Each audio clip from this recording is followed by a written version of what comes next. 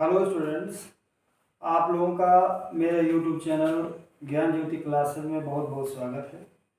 तो प्यारे बच्चों, आज जो हमारी एक सीरीज चल रही थी सिंथेसिस में सिंपल सेंटेंसेस के अंतर्गत दो या दो से अधिक सिंपल सेंटेंसेस को मिलाकर एक सिंपल सेंटेंस बनाने की, तो उसमें से हम लोग पढ़ चुके हैं पार्टिसिपल का प्रयोग करके, इनफिनिटिव टू का प्रयोग करके, नॉमिनेटिव एब्सोल्यूट का प्रयोग करके और नाउन या जेंड के पहले प्रीपोजिशन का प्रयोग करके। आज जो हम पढ़ने जा रहे हैं टॉपिक वो है हमारा नाउन और फ्रेज इन अपोजिशन का प्रयोग करके। ठीक है, तो आज का जो हमारा वीडियो है वो बड़ा ही आप लोगों के लिए उपयोगी साबित होने वाला है, तो आप इसको ध्यान से पढ़ें और इसको आगे के लिए तैयार करें। तो चलिए विदाउट एनी डिले अपना जो आज का सेशन उसको हम आरंभ करते हैं। तो देखिए, जैसा हमने लिखा हुआ है नाउन और फ्रेज इन अपोजिशन, तो सबसे पहली बात हमें क्या समझना है कि अपोजिशन क्या है। अपोजिशन का मतलब होता है साइड बाय साइड, आसपास या अगल बगल, अर्थात एक नाउन को दूसरे नाउन के बगल में रखना। तो अब यहाँ पर हम थोड़ा सा प्रकाश डाल लेते हैं कि नाउन इन पोजीशन क्या होता है या फ्रेज इन पोजीशन क्या होता है। तो देखिए, नाउन इन पोजीशन या नाउन फ्रेज इन पोजीशन, तो पहले हम डाल देते हैं नाउन इन अपोजिशन।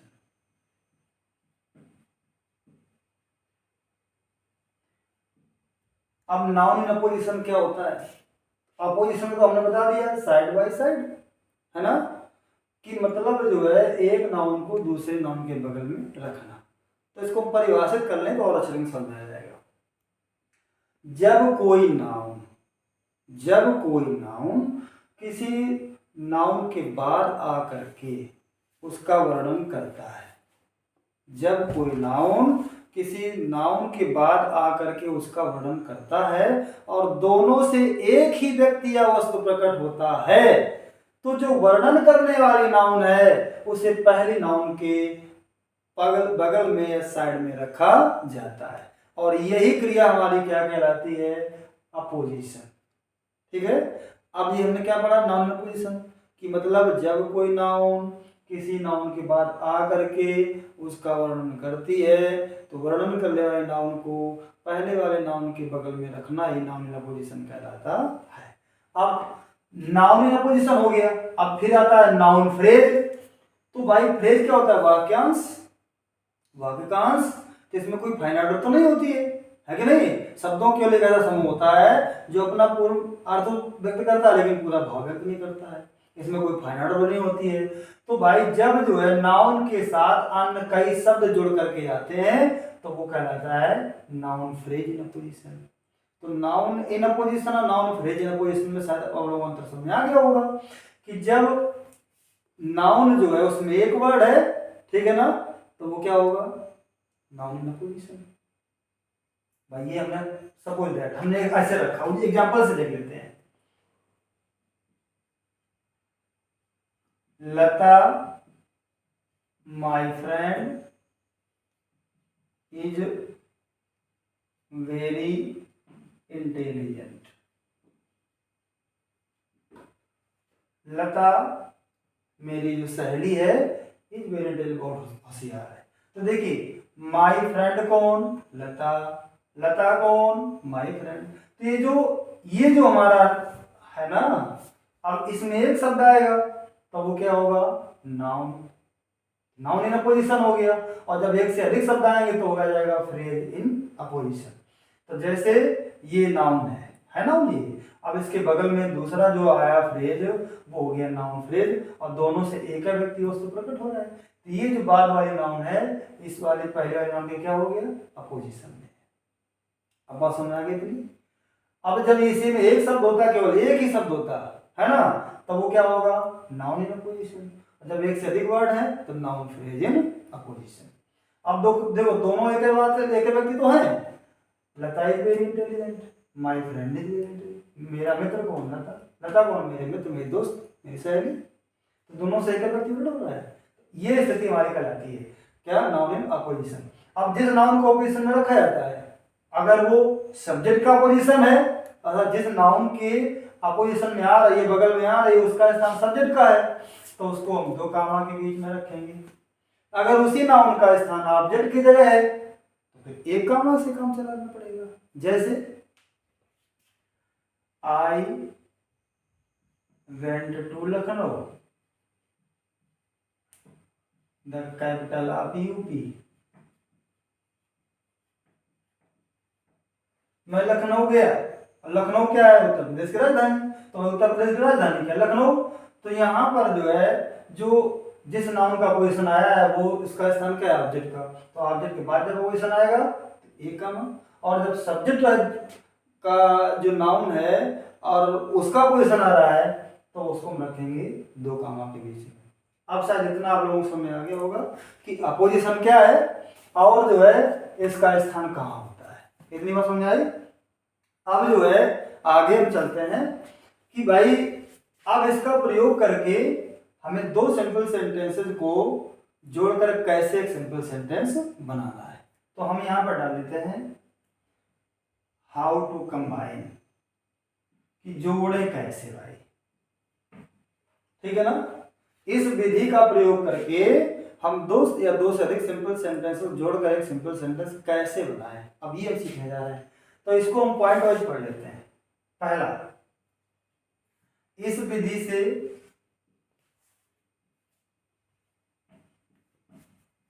दो सेंटेंसेस को तब जोड़ा जाता है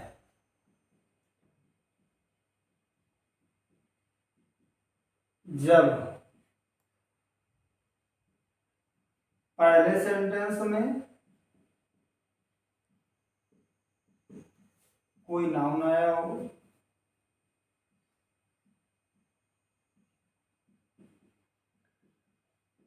तथा दूसरे सेंटेंस में उसी नाउन का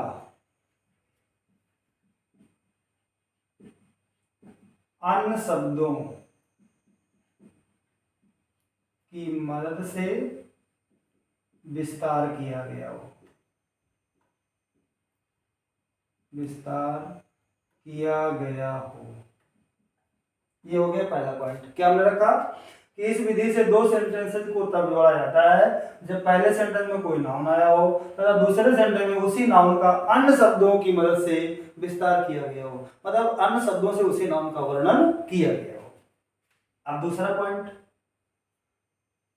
अतः जिस नाउन से या जिन शब्दों से, ठीक है, जिस नाउन से, या यहां पर आ सकता है फ्रेज भी, तो हम ऐसे कहते हैं जिस नाउन से या शब्द समूह से पहली नाउन का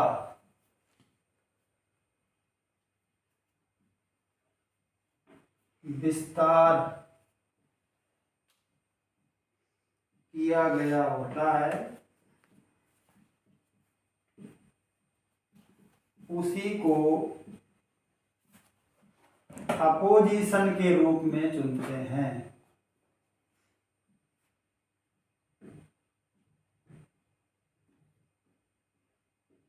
तो भाई जिन शब्दों से नाउन का विस्तार किया गया है पहले नाउन का, उसी को शब्द समूह को हम लोग जो है अपोजिशन के रूप में चुनते हैं। अगला पॉइंट हमारा क्या कह रहा है कि जहां से अपोजिशन चुनते हैं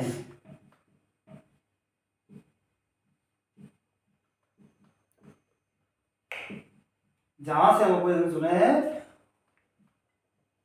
उसी सेंटेंस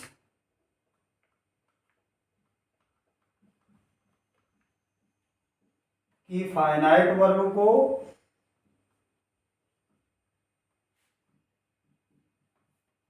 हटा देते हैं। ठीक है, जहां से क्वेश्चन चुनेंगे हम उसी की फाइनाइट वर्ब को हटा देते हैं और साथ साथ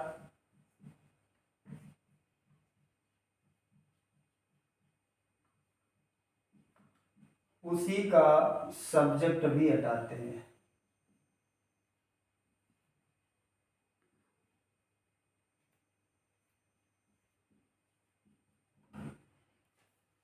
अगला है, जिस नाउन या नाउन फ्रेज को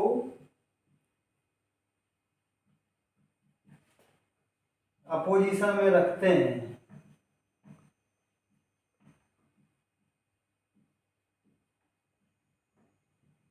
उसे सब्जेक्ट के स्थान पर होने पर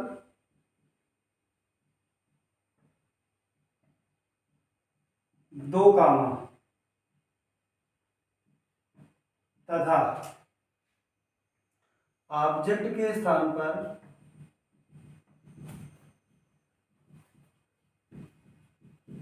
होने पर एक कामा का प्रयोग करते हैं।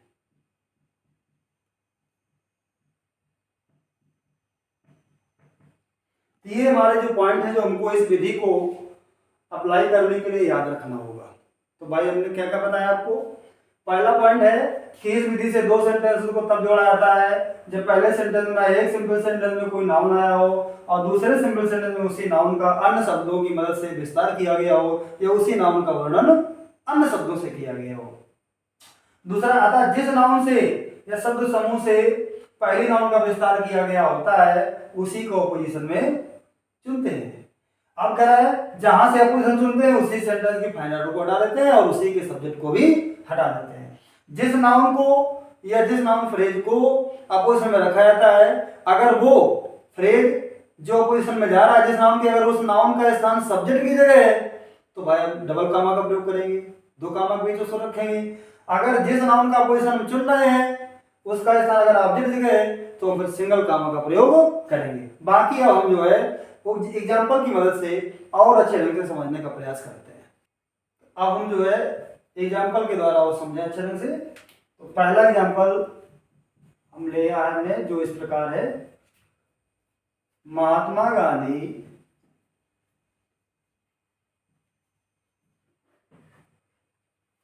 was a great patriot। दूसरा इसी का सेंटेंस है he is called the father of the nation। देखिए हमने क्या सेंटेंस रखा, हमने सेंटेंस रखा कि Mahatma Gandhi was a great patriot. Mahatma Gandhi एक महान देशभक्त थे। He is called the father of the nation, उन्हें राष्ट्रपिता कहा जाता है।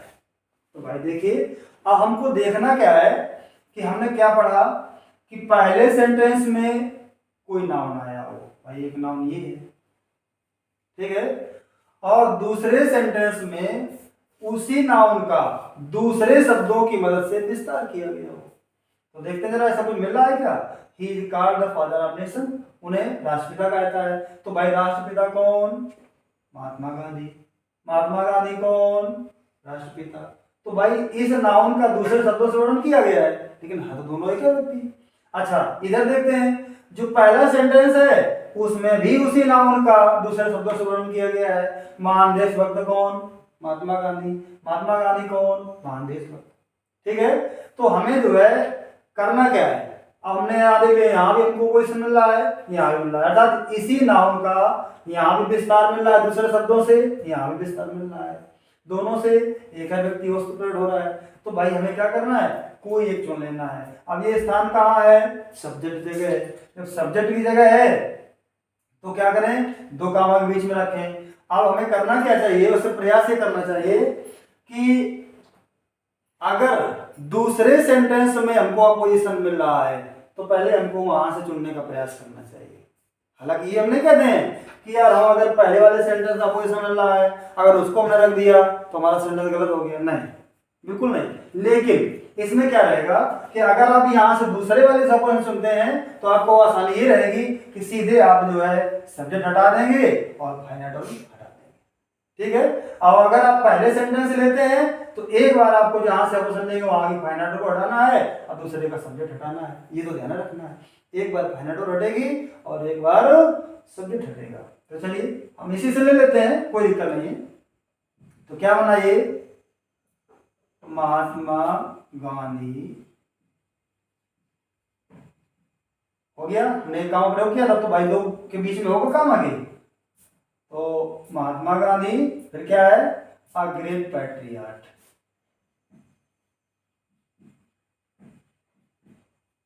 दो कामा के बीच में हमारा ये पोजीशन हो गया, हो गया। अब कह रहा है जहां से हमने पोजीशन लिया वहां के हमें फाइनाइट ऑर्डर तो हटाना ही हटाना है, इसको आप जरूर ध्यान रखें। जहां से हम पोजीशन लेंगे वहीं की फाइनाइट ऑर्डर को हटाएंगे। हटा दिया। अब देखिए जब हमने क्या कहा, एक बार सब्जेक्ट हटाना है और एक बार फाइनाइट ऑर्डर, तो यहाँ फाइनाइट ऑर्डर हट गई। तो अब इससे हमने लिया नहीं पोजीशन तो यहाँ का सब्जेक्ट हटा दे तो क्या हो जाएगा, is called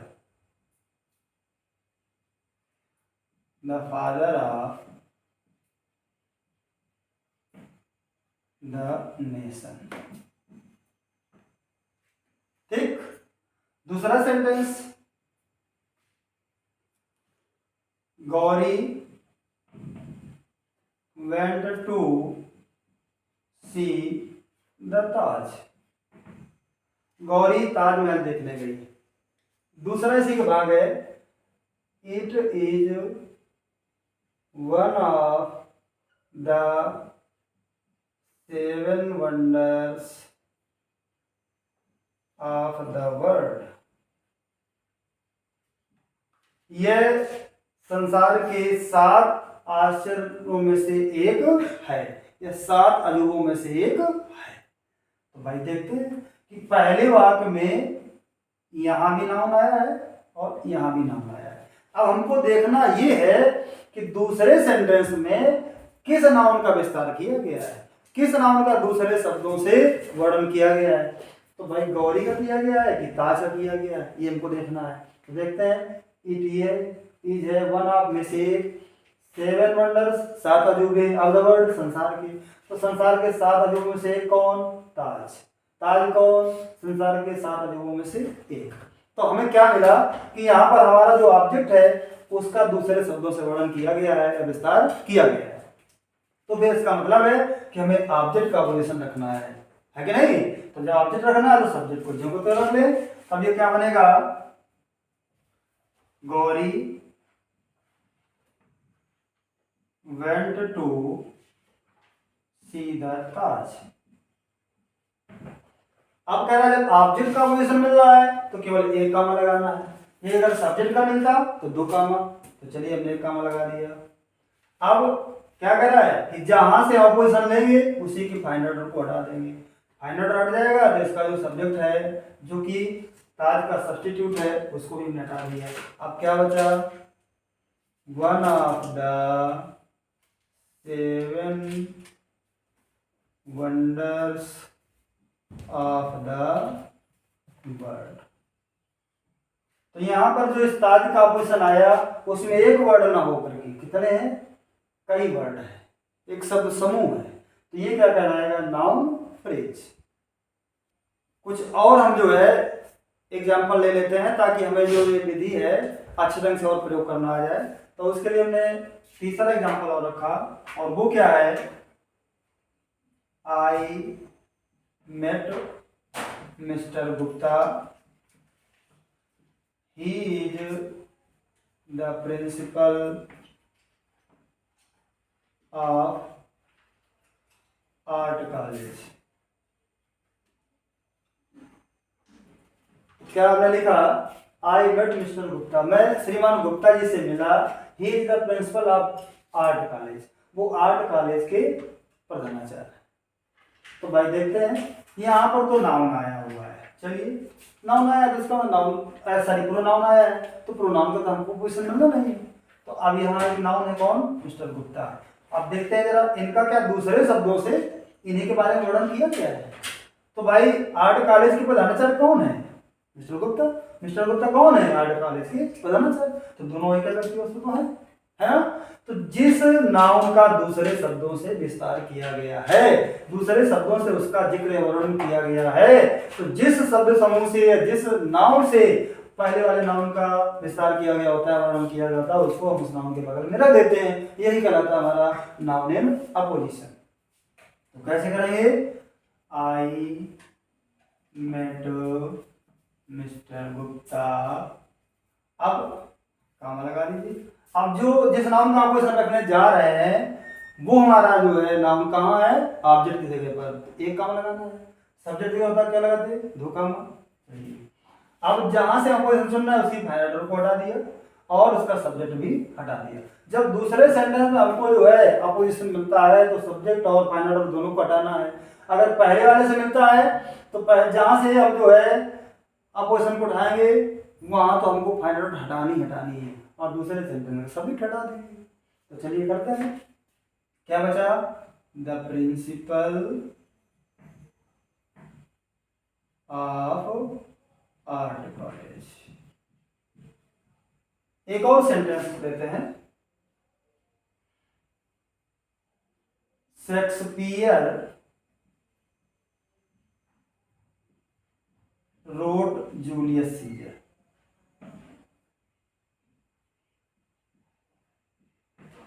He was a great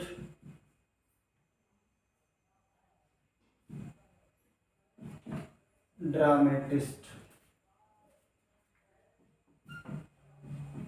क्या हमने सेंटेंस रखा? शेक्सपियर ने जूलियस सीजर लिखा। ठीक। He was a great dramatist, वो एक महान नाटककार थे। तो भाई शेक्सपियर के बारे में कौन नहीं जानता है? शेक्सपियर जो है सबसे बड़े नाटककार हुए हैं जिनके जैसा कोई दूसरा नहीं हुआ है। तो भाई देखते हैं कि यहाँ पर जो है हमारा नाम क्या है? शेक्सपियर। अब क्या देखते हैं शेक्सपियर के बारे में दूसरे शब्दों की मदद से क्या इसका विस्तार किया गया है और दोनों से एक व्यक्ति वस्तु प्रकट हो रहा है। तो भाई शेक्सपियर ने जूलियस सीजर लिखा था। He was a great dramatist, वो एक महान नाटककार थे। तो भाई महान नाटककार कौन? शेक्सपियर। शेक्सपियर कौन? महान नाटककार। तो शेक्सपियर का दूसरे शब्दों से वर्णन किया गया है, शेक्सपियर का दूसरे शब्दों से विस्तार किया गया है। तो जिस शब्द समूह से विस्तार किया गया होता है उसको हम पहले वाले नाम के पोजीशन में रख देते हैं। तो क्या बनेगा? शेक्सपियर। अब जिस नाउन का हमें अपोजिशन मिल रहा है वो सब्जेक्ट की जगह है तो दो कॉमा बीच में रख दिया जाए भाई। अब जहां से अपोजिशन चुनना है उसी की फाइनल को हटाना है तो सब्जेक्ट भी यहाँ से हटा दिया क्योंकि प्रोनाउन है। इतना तो कॉमन सेंस रखते हैं, नाउन तो हटता नहीं है, प्रोनाउन तो हटेगा। तो क्या हो जाएगा? A great dramatist. दो कॉमा बीच में हो गया। अब जो बचा उसको रख दीजिए। क्या बचा? Wrote Julius Caesar. अब अगर इसी को हम चाहें तो एक तरीका और इसमें, इसे क्या करा है? शेक्सपियर ने जूलियस सीजर लिखा। तो भाई शेक्सपियर कौन हो गए? जूलियस सीजर के लेखक। तो हम इस वाले को क्या बना दें? नाउन फ्रेज में चेंज कर दें। तो इसको भी हम अपोजिशन में ला सकते हैं। जैसे क्या लिख सकते हैं इसको हम? Shakespeare the writer. हमने इस वर्ब को नाउन में चेंज कर दिया। Writer of Julius Caesar.